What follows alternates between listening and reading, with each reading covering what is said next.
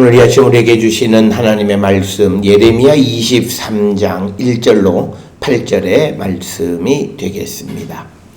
23장 1절에서 8절에 있는 말씀 한 목소리로 합독하시겠습니다. 여호와의 말씀이니라. 내 목장의 양떼를 멸하며 흩어지게 하는 목자에게 화 있으리라. 그러므로 이스라엘의 하나님 여호와께서 내 백성을 기르는 목자에게 이와 같이 말씀하시니라. 너희가 내 양떼를 흩으며 그것을 몰아내고 돌보지 아니하였도다. 보라, 내가 너희의 악행 때문에 너희에게 보응하리라. 여호와의 말씀이니라. 내가 내 양떼의 남은 것을 그 몰려갔던 모든 지방에서 모아 다시 그 우리로 돌아오게 하리니 그들의 생육이 번성할 것이며 내가 그들을 기르는 목자들을 그들 위에 세우니 그들이 다시는 두려워하거나 놀라거나 잃어버리지 아니하리라. 여호와의 말씀이니라. 여호와의 말씀이니라. 보라, 때가 이르니 내가 다윗에게 한 의로운 가지를 일으킬 것이라. 그가 왕이 되어 지혜롭게 다스리며 세상에서 정의와 공의를 행할 것이며 그의 날에 유다는 구원을 받겠고 이스라엘은 평안히 살 것이며 그의 이름은 여호와 우리 공의라 일컬음을 받으리라. 그러므로 여호와의 말씀이니라. 보라, 날이 이르리니 그들이 다시는 이스라엘 자손을 애굽 땅에서 인도하여 내신 여호와의 사심으로 맹세하지 아니하고 이스라엘 집 자손을 북쪽 땅 그 모든 쫓겨났던 나라에서 인도하여 내신 여호와의 사심으로 맹세할 것이며 그들이 자기 땅에 살리라 하시니라. 아멘.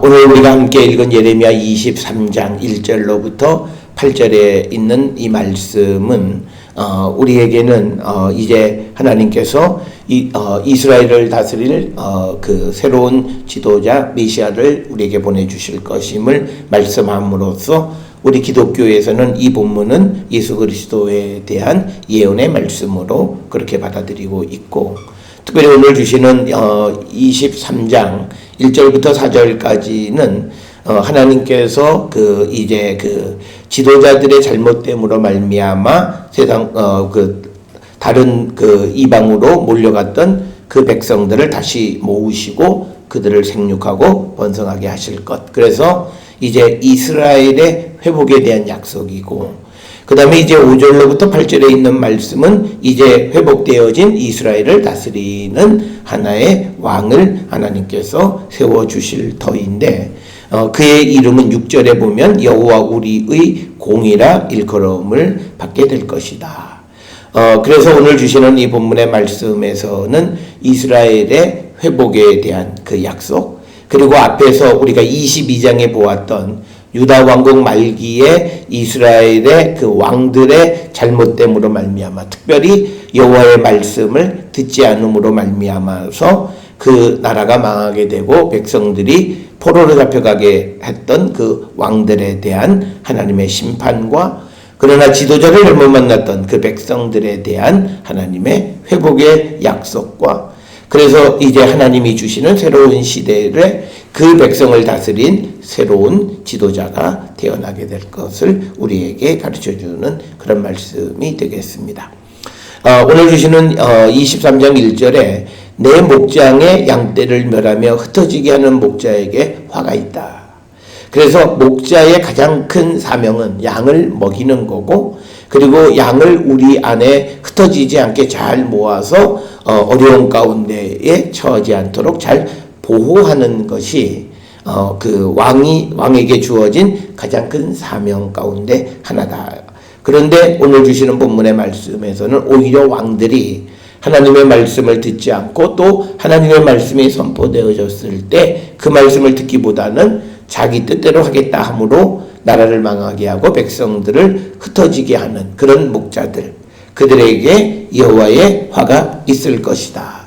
그래서 오늘 주시는 이 화 있으리라 라고 하는 말은 히브리 말로 호이 이렇게 되어 있고, 이 말은 예언서에 굉장히 많이 등장하는 것으로서 하나님의 심판을 선포하는 그런 말씀이 되겠고, 이 말씀은 이제 마태복음에서도 또는 복음서에서 예수님께서 다시 인용하신 그런 말씀이 되겠습니다. 그래서 오늘 주시는 본문의 말씀에서 화가 있다. 그러면 그저 뭐 어려운 일이 있을 거다. 이런 정도의 그 의미가 아니라 화 있을진저 또는 화 있으리라 라고 하는 이런 표현은 이제 그들은 하나님의 완전히 망하게, 종말론적인 심판, 그걸 의미하는 겁니다. 그래서 그들에게는 자비가 없고 그들은 그들의 행위대로 하나님이 심판하신다. 우리의 심판은 우리를 행위대로 심판하시는 것 같지만 마지막에 하나님의 자비와 긍휼로 예수 그리스도께서 우리를 구원으로 인도해 주는 겁니다.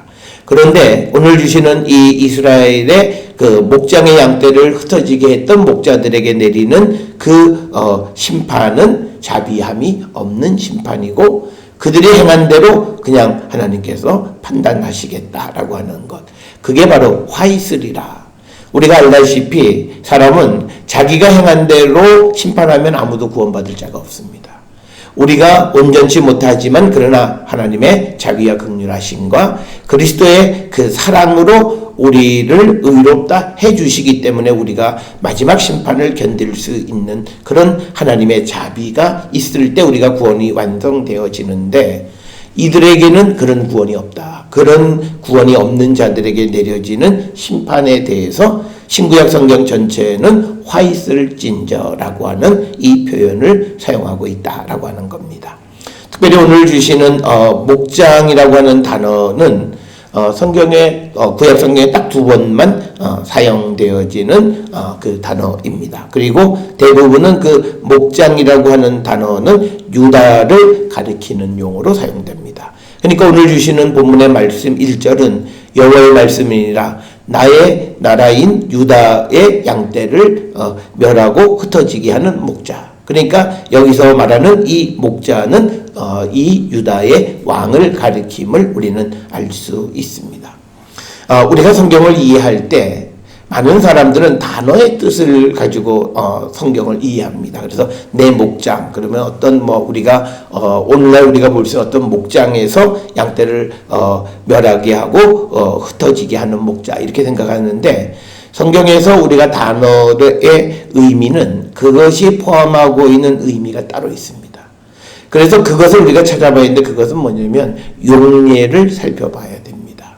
그래서 오늘날 우리는 우리가 가지고 있는 그 모바일 핸드폰의 어플들을 통해서 이 단어가 성경에 어디 쓰여져 있는가. 어떤 단어들은 굉장히 한 1000번 이상 사용되어진 그런 단어도 있을 것입니다. 그런데 이제 우리가 등장하는 단어들 가운데서 목장 그러면 내가 아는 목장 대관령에 있는 그런 목장 이런 것을 생각하는 것이 아니라 성경에서 목장이란 말은 무엇을 의미하는 말로 되어 있느냐를 우리가 찾아봐야 됩니다. 그래서 성경에서 이 목장이라고 하는 의미는 유다를 의미하는 거고 두 번 사용되어졌다. 그런데 이제 우리가 가지고 있는 어플에 물론 도움은 되지만 한 가지 단점 우리가 염두에 둬야 되는 것은 우리가 지금 보고 있는 어플에 또 우리말로 번역되어 있는 그런 그 성경에 우리가 그 용례를 찾아볼 때 이게 원어로 되어 있지 않기 때문에 우리말에서는 똑같은 단어를 한 곳에서는 예언자, 한 곳에서는 선지자 이렇게 다양하게 번역했을 때 이게 찾아보면 우리가 다 완전히 찾아보지 못하는 단점이 있기는 합니다. 그래서 우리가 그럼에도 불구하고 있는 한글 성경 어플들을 통해서 이 단어가 의미하는 바가 뭐냐 이거를 우리가 좀 찾아봐야 된다. 그렇게 우리가 성경을 찾아보면 성경을 읽는데 굉장히 시간이 많이 걸립니다. 그래서 그렇게 자세히 성경을 보면 그래서 메모를 하면서 성경을 읽게 되면 아마 성경 일독하는데 1년이 모자랄 수도 있습니다. 그냥 물론 우리가 그냥 쭉쭉 읽으면 신구약 성경 일주일에도 일독을 할 수 있습니다만 그렇게 자세히 볼 때는 시간이 걸린다. 그래서 우리가 성경을 읽을 때 어떨 때는 빨리 전체를 읽어보려고 할 때도 있고 또 어떨 때는 그렇게 천천히 자세하게 단어 하나하나를 살피면서 읽어야 할 때도 있다라고 하는 겁니다. 그래서 그것들이 적절하게 섞여서 이 말씀이 가르치는 바가 무엇인가를 우리가 파악하는 것이 되어야 된다. 그래서 오늘 주시는 본문에 목장이라고 하는 것은 유다를 가리키는 용어로 구약에 딱 2번만 사용되어져 있고, 그래서 목자는 바로 그 유다의 왕을 의미하는 것이다. 왜 이게 중요하냐면 어떤 이들은 이 구절을 가져다가 목사들에게도 적용하는 분들이 있어요. 목사들에 대해서도 목자라고 하는 표현을 사용하는. 그러니까 우리가 본문에서 말하는 목자의 의미, 단어는 똑같지만 그러나 그것이 의미하는 바가 다르다라고 하는 거예요. 그래서 우리가 어떤 상황에 적용할 수도 있고 적용할 수도 없는 그런 단어들이 있다라고 하는 것을 우리가 분별할 줄 알아야 된다라고 하는 겁니다.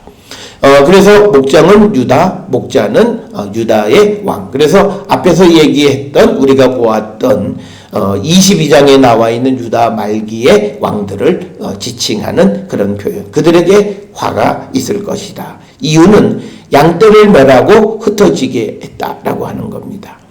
여기서 멸하고 흩어지게 했다는 것은 유다가 멸망했고 흩어지게 한 것은 백성들이 바벨론의 포로로 잡혀가게 된 것을 의미합니다.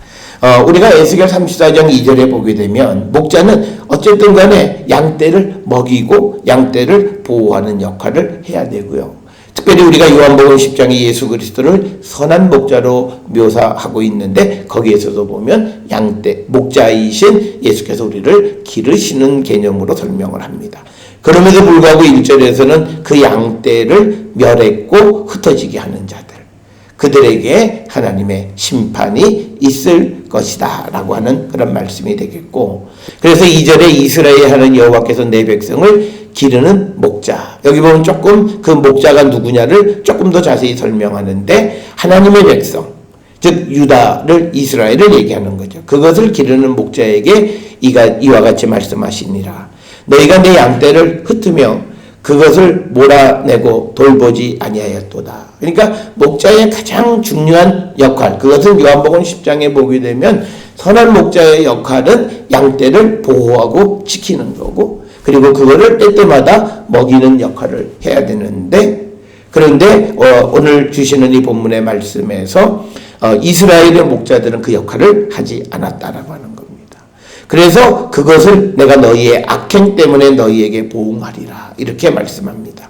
이 말씀을 통해서 오늘 우리에게 적용할 수 있는 것은 우리 각자에게 주어진 일, 그 일을 제대로 감당하지 못한 것이 우리의 악행입니다. 내가 누구에게 어떤 나쁜 짓을 하지는 않았어요. 그런데 내게 주어진 일을 내가 충실하게 감당하지 못하는 것을 하나님은 그것을 악행이라고 얘기하십니다. 오늘날 우리가 세상을 살아가면서 우리는 두 가지, 세상 속에서 내가 해야 될 역할로서의 일이 있어요. 그 일도 잘해야 되고, 또 하나는 우리가 하나님 나라의 백성으로서 우리에게 주어진 사명, 즉 사도적 역할, 이 두 가지를 우리가 잘하지 아니하면 우리가 하나님 앞에 악행을 한 거예요.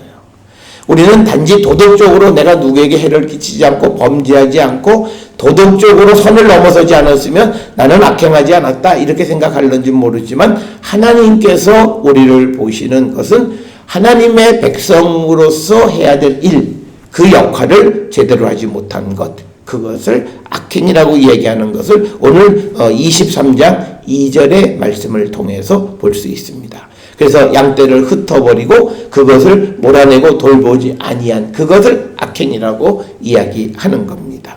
그래서 그런 악을 행하는 자들에게 하나님께서 보응하시겠다. 인과 응보의 그런 개념입니다. 우리가 구약성경이나 신약성경의 기본적인 기저에 깔려있는 것은 인과 응보예요. 우리가 악을 행하면 그 악에 대해서 하나님이 심판하신다는 거예요. 이 생각을 우리가 꼭 가지고 계세요. 그런데 오늘날 우리가 하나님의 사랑을 잘못 이해하는 분들이 뭐냐면, 자기가 악을 행하는 것에 대해서 하나님은 사랑하셔서 용서하실 거라고 하는 것 때문에 반복적으로 그 악을 행하는 분들이 많다라고 하는 거예요. 우리가 죄도 내가 아무리 죄를 졌지만 내가 그 죄를 하나님 앞에 자복하지 않으면 용서받지 못해요. 하나님은 우리가 알아서, 내가 가서 나는 나쁜 짓 하고 내가 그냥 예배 드리면 하나님이 그냥 내 있는 죄, 그래 알았어, 너희는 잘못된 건 내가 용서해, 그렇게 그렇게 우리를 사하시는 것이 아니라 우리의 죄를 낱낱이 회개할 때만이 용서하세요. 회개라고 하는 건 뭐냐면 자기의 죄를 인정하는 거예요. 그런데 오늘 우리가 살고 있는 시대의 가장 큰 문제는 뭐가 죄인지를 몰라요. 내가 뭘 잘못한지 몰라요. 그런 가장 큰 이유는 우리가 하나님의 말씀을 듣기보다는 세상의 가르침에 더 귀를 기울이기 때문에 그렇습니다. 그래서 우리가 정말 하나님 앞에 겸손한 자가 되고, 그리고 내게 주어진 사명이 무엇이고, 그래서 내가 하나님 앞에 정말 악을 행하는 자는 아닌가 우리가 돌아보면서, 우리가 유다 왕국 말기에 왕들이 백성들을 잘 돌보지 못했고 그래서 자기의 사명을 감당하지 못한 것을 하나님은 악행이라 말씀하시고 그것을 보응한다고 말씀하시는 것이다.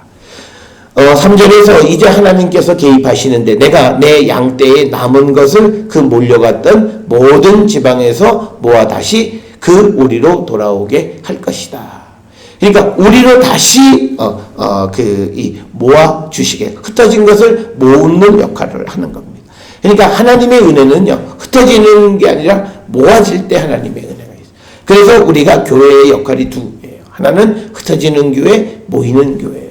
그러니까 모여서 예배하고 우리가 사명을 깨닫고 흩어지고 모이고 흩어지고 하는 것을 잘하는데, 오늘 보시는 이 본문에서 하나님이 모으신 것은 사람의 잘못으로 흩어진 거예요. 우리가 어떤 사명을 감당하기 위해서 흩어진 것이 아니라 그들이 정말 지도자를 잘못 만나서 그런 흩어지게 되어졌을 때 하나님은 그들을 다시 모으고 그리고 그들을 생육하고 번성하게 하실 것이다. 이렇게 이야기하면서 4절에 내가 그들을 기르는 목자들을 그들 위에 세울 것이다. 바로 그 하나님께서 흩어졌던 이들을 모으고 그 위에 세우는 그 목자, 그게 5절부터 8절에 이제 기록이 되어 있고, 그래서 이제 양들은 다시 두려워하거나 놀라거나 잃어버리지 아니하리라.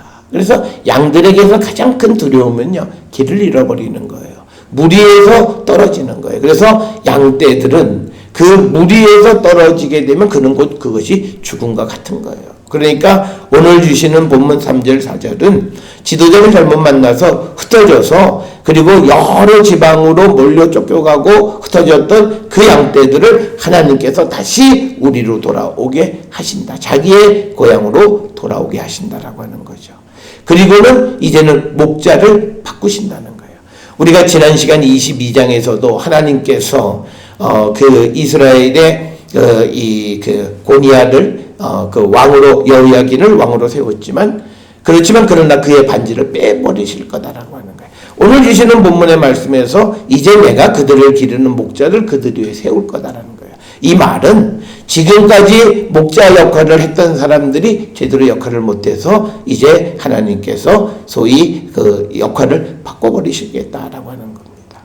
오늘 주시는 이 본문을 통해서 우리에게 주어진 사명이 있어요. 이 땅에서 우리가 살아가면서 우리가 사도적 사명을 감당하라고 주님은 우리에게 부탁하셨어요. 그런데 우리가 그 사명을 감당하지 못하면요, 하나님은 하나님의 일을 위해서 다른 사람으로 바꿔버리세요. 그러니까 마냥 우리만을 기다리시는 분은 아니시라고 하는 거예요. 왜냐하면 하나님은 하나님의 일을 계획하시고 그 일을 이루시기 위해서 우리를 부르셔서 하나님의 놀라운 구원의 역사에 우리를 동참시켰지만 우리가 그 역할을 감당하지 못할 때는 그 하나님의 일을 이루기 위해서 다른 목자를, 다른 사람을 대체할 수 있다라고 하는 거예요. 그래서 우리는 우리에게 주어진 하나님의 자녀의 그 귀한 사명, 그 소중한 우리의 지위, 권리를 우리가 상실하면 안 돼요. 그렇게 되기 위해서는 우리에게 중요한 것은 우리에게 맡겨진 사명에 충실한 삶을 살아가는 자들이 되어야 한다라고 하는 겁니다. 그래서 오늘 우리가 주시는 본문에서 이 당시의 상황이 양들이 다 흩어지게 되는 그런 상황 속에 있어서 흩어질 때 하나님이 다시 그들을 불러 모으신다라고 하는 겁니다. 오늘 주시는 5절에서 이제 5절로부터 8절에서는 이제 하나님께서 새로운 그 지도자, 왕목자를 세우신다라고 하는 거죠. 4절에서 내가 그들을 기르는 목자들을 그들 위해 세운다. 그러니까 뭐냐면 새로워진 나라예요. 그 새로운 나라의 새로운 백성, 살아남은 백성들을 이끌어갈 새로운 지도자를 세우신다는 거예요. 그 지도자에게 가장 중요한 것은요, 5절 하반절에 보면 세상에서 정의와 공의를 행하는 거예요. 이 정의와 공의의 핵심은 뭐냐면 세상 사회 정의 차원을 넘어서서 하나님의 정의와 하나님의 공의예요. 하나님의 통치를 이 땅에 선포하고 살아가는 거예요. 그런 왕을 세우겠다는 거예요. 그러니까 뭐냐면 이제 이 오늘 주시는 본문의 말씀에서 보면 1절부터 4절에는 쫓겨갔다가 다시 돌아오게 된, 즉 멸망됐다가 다시 구원받은 백성들, 그리고 이 구원받은 자들이 이제는 새로운 지도자와 함께 어떻게 살아가야 하는가를 가르쳐줘요. 즉 우리가 예수 그리스도 없이 살아가다가 사망의 그런 이 사망에 이르게 되어진 자들이 예수 그리스도로 말미암아 구원을 얻으면 이제 우리가 어떻게 살아야 하는가라고 하는 것에 대한 새로운 원형을 보여주는 것이 바로 23장 1절에서 8절이고 5절로부터 8절이 바로 오실 예수 그리스도에 대한 하나의 예언의 말씀이라는 거죠. 그래서 우리가 구원의 확신을 가지고 있다라고 하는 사람들은 이 땅을 살아갈 때요, 우리가 세상에서 지혜롭게 그리고 세상에서 정의와 공의를 행하며 살아가는 자들이 되어야 한다. 왜? 우리의 왕은, 우리를 다스리는 분은 과거의 육신적인 그런 왕이 아니라 이제 하나님께서 이렇게 세우신 자, 즉 그가 왕이 되어서 지혜롭게, 즉 하나님의 말씀으로 다스리고 그리고 이 땅에 정의와 공의, 하나님의 뜻이 이루어지게 하는 그 역할을 감당하는. 그래서 우리가 구원받은 자, 회복받은 자, 그래서 우리가 어려운 가운데 있는 자들의 구원을 꿈꿔요. 그런데 구원을 꿈꾸는데 구원이 잘 이루어지지 않고 회복이 잘 안 돼요. 그런데 그 이유는 딱 하나예요. 회복하고 어떻게 살 거냐. 그런데 우리의 생각은요, 회복하고 과거의 육신의 삶의 연속이에요. 그래서 내가 해보지 못했던 걸, 또 내 마음속에 있는 원함, 이런 것들을 이루려고 해요. 그러니까 하나님은 그들을 회복시켜봤자 다시 죄져요. 그러니까 하나님은 기다리시는 거예요. 뭘 깨달을 때까지. 우리가 회복되어지고 새 생명을 얻었을 때 어떤 삶을 살아야 되느냐. 그래서 그것을 오늘 주시는 5절부터 8절에 보면 이제 하나님께서 이제 구원받은 백성들을 위한 새로운 왕은, 그 왕은 하나님의 지혜로 다스리고 이 세상의 정의와 공의가 만연하고 그런 삶을 살아가게끔 하겠다라고 하는 거예요. 이 말은 우리가 구원의 확신 가운데 있는 이들은요, 이제는 내 뜻대로 사는 게 아니라 주의 성령의 인도하심에 따라 하나님의 말씀대로 그리스도를 위해서 살아가는 거예요.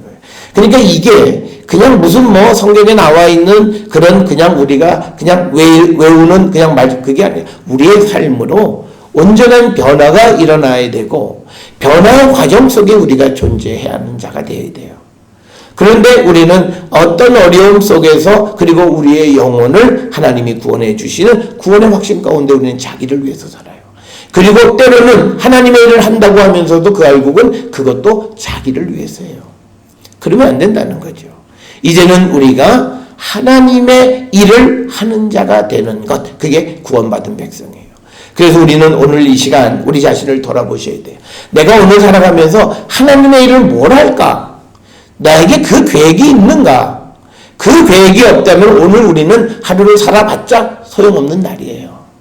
하나님의 일을 하기 위해서 하나님 앞에 기도하고 인도함을 받고 하나님의 뜻을 이루는 그 삶을 우리가 살아가려고 하는 것이지, 오늘도 우리는 이른 시간부터 늦은 시간까지 사람의 일로 꽉 채워져 있어요. 그렇다면 우리는 구원의 확신 가운데 새 생명을 얻은 자들, 정말 하나님이 세우신 예수 그리스도의 통치받는 자가 아니라는 거죠. 5절에서 보면 다윗에게 한 의로운 가지를 일으킬 것이라. 그가 왕이 되는 거예요. 하나님이 세우신 의로운 가지, 그가 왕이 돼서 지혜롭게 다스리고 그리고 세상에서 정의와 공의를 행하는 거예요. 그래서 그날의 유다는 구원을 받겠고 이스라엘은 평안히 살 것이다. 이게 우리의 평안이고 이것이 우리의 구원이에요. 그러니까 당신은 구원의 확신이 있습니까? 그러면 내가 어느 날 기도할 때 내 마음속, 이게 아니라 지금 내가 하나님의 통치를 받고 예수 그리스도의 지배 속에 살아가느냐. 이게 있을 때 오늘 5절 6절에서 그날에 유다는 구원을 받고 이스라엘은 평안히 살 것이다. 정말 요즘 평안하세요? 그러면 뭐 요새는 걱정도 없고 뭐 남편이 또는 자녀들이 속도 안 썩이고 그래서 요새는 편안해. 이 평안함이 아니라 내가 하나님의 지배를 받고 살아가는 거예요.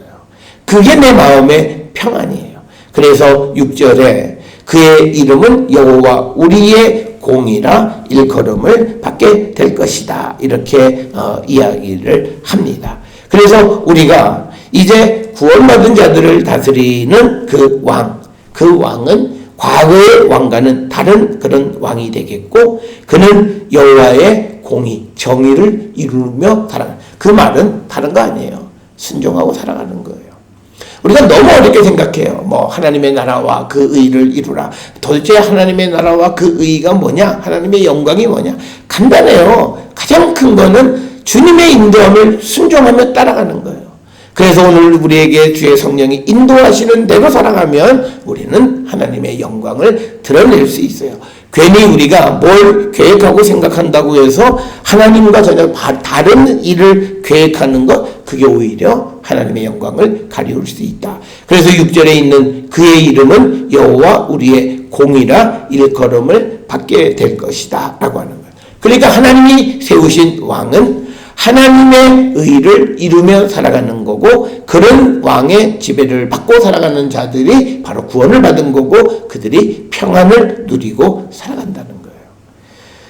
오늘 우리는 나는 이제 오늘 누구의 지배를 받고 살아가는가?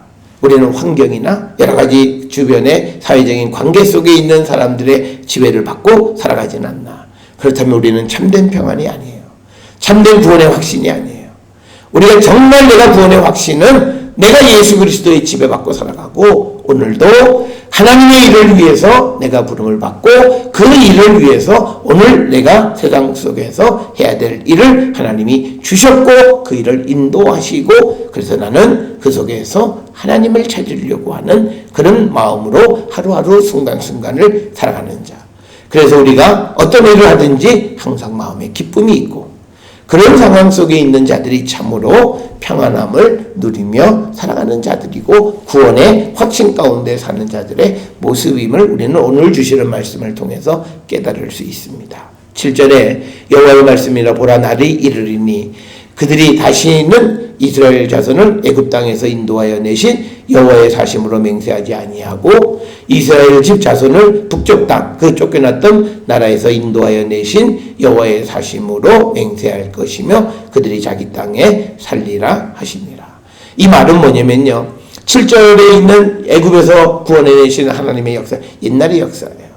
그런데 오늘 이 땅을 지금 이 예레미야 시대 때에 이들이 다시 하나님의 놀라운 구원의 은총을 체험하게 돼서 이제 하나님은 쫓겨났던 모든 곳에서 인도하여 내신 하나님이라고 하는 그 이름으로 불려질 것이다 라고 하는 거예요.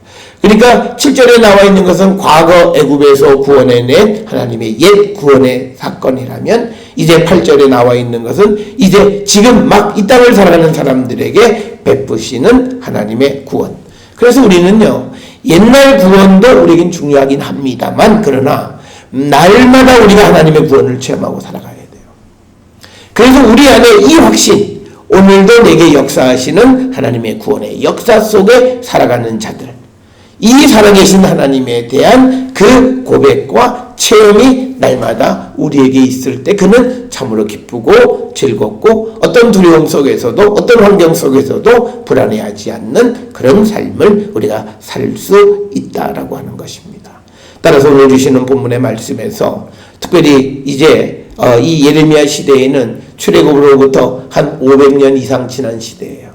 그러니까 출애굽의 하나님, 그것은 그들에게 신앙적으로 굉장히 중요한 것이긴 하지만 이제 우리의 삶 속에 다시 하나님이 그들을 구원해 주시는 놀라운 구원의 역사를 체험하고 그래서 이제 우리가 우리를 쫓겨났던 곳에서 인도하여 내신 여호와의 사심으로 맹세하게 될 만큼 새로운 구원의 역사를 이루어 주실 것이다. 따라서 우리도 오늘 하루를 살아가면서 오늘 내게 하나님이 역사하시고 베풀어 주시는 새로운 구원의 역사를 기대하면서 그 체험 속에서 새롭게 날마다 하나님의 그 구원의 은총을 감사하며 살아가는 그런 성도들이 되어야 함을 우리에게 가르쳐주는 겁니다. 바로 이게 살아있는 믿음입니다.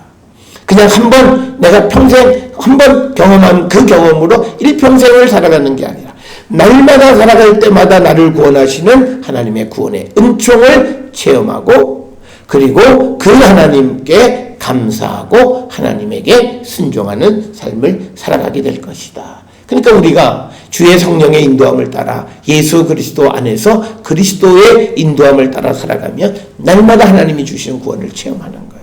옛날에 나를 구원해 주셨던 하나님의 경험도 있지만 그러나 그 경험을 잊어버릴 만큼 오늘 새로운 역사가 날마다 내게 일어난다는 거예요. 그래서 오늘 주시는 말씀에 애굽 땅에서 인도하여 내신 여호와라고 하는 말 대신에 이제는 지금 이스라엘이 겪고 있는 쫓겨났던 땅에서 다시 구원해 내신 하나님의 그 능력을 체험하고 그 사심으로 맹세하는 그런 믿음의 삶을 살아가는. 그래서 우리의 삶은 항상 살아있는 믿음, 오늘 나를 구원하시는 하나님의 구원의 은총을 체험하면서 그것을 고백하는 그런 성도의 삶을 사는데, 이것은 하나님이 세우신 지도자를 따라 살아갈 때, 예수 그리스도를 따라 살아갈 때, 우리가 예수 그리스도 안에서 하나님의 공의와 정의를 이루며 살아갈 때 우리는 이 체험을 날마다 하게 되어진다라고 하는 겁니다. 따라서 구원받은 구원의 확신 가운데 있는 자들이 그리스도 안에서 그리스도의 인도함을 따라 그리스도의 지배를 받고 살아가므로 날마다 하나님 주시는 구원의 은총을 체험하는 우리 모든 성도들이 될 수 있기를 주의 이름으로 축원합니다.